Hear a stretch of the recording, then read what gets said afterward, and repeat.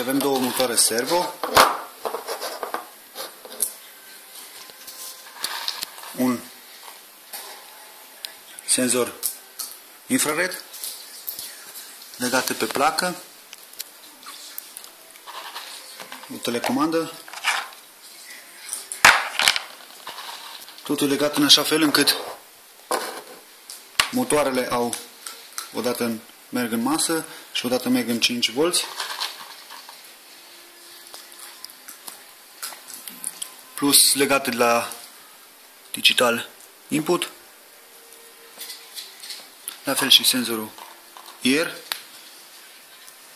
și programat în așa fel încât în momentul în când apăs butoanele stânga-dreapta pentru motorul 1, se va mișca motorul 1 și acesta este motorul de stop la motorul 1, motorul 2 stânga-dreapta stop. Să facem și un test. Mai tare, mai încet. Și acum în partea altă, stop, fac. Motorul celălalt. Putem să bineînțeles să vedem la amândouă în același timp. Primul 1, primul al doilea, pentru la 1, pentru al doilea, mai tare al doilea, mai tare, mai tare. Și al doilea mai tare, al primul 1 și al primul al doilea. Cam asta toată treaba. Codul foarte simplu. Nu știu dacă se vede ceva. Camera nu vrea să focuseze. Oricum, ideea e că sunt niște constante definite pentru valorile primite de la senzorul remote.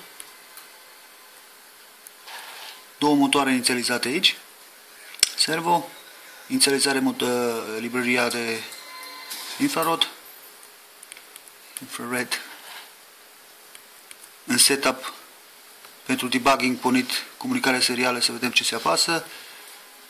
Inițializată librăria IR și atașate motoarele pe pinul 97 în cazul meu. Și apoi pur și simplu citit ce vine pe infrared, afișat pentru debugging la serial console. Și apoi niște if-uri foarte simple care modifică practic viteza motorului 1 sau 2.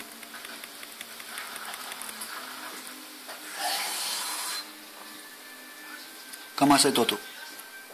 Aveți mai mare grijă că librăria de infrared folosește longuri pentru valoarea returnată și aici la constante să nu cumva să luați integeruri pentru că nu vă merge. Cam asta e.